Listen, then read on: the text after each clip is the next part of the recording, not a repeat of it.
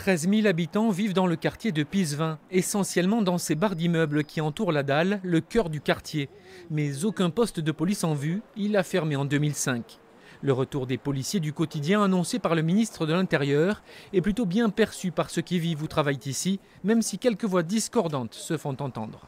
Voir un peu plus de manifestations de la police, notamment le soir quand on est deux femmes à fermer la mairie annexe du camp de Pisevin à 18 h alors qu'il fait nuit noire et que nos véhicules sont garés sur le parking. C'est vrai qu'on se sent quelque part un peu en insécurité. C'est un quartier calme.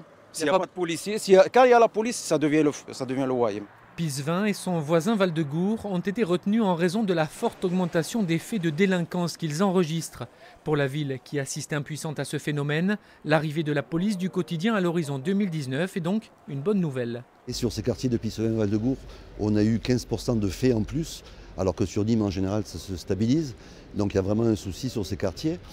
Mais permettez-moi d'y mettre quand même un bémol, c'est que pour l'instant on ne sait pas de combien de renforts nous allons bénéficier. Et il est évident que sur ce quartier de 17 000 habitants, si on n'a que 5 ou 6 policiers, ça ne suffira pas.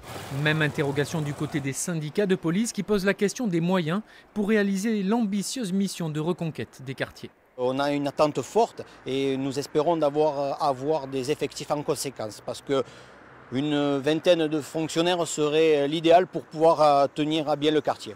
Reste une inconnue de taille la mission de ces fonctionnaires supplémentaires déployés sur le terrain. Présence, dissuasion et répression sont les mots les plus fréquemment cités par la population.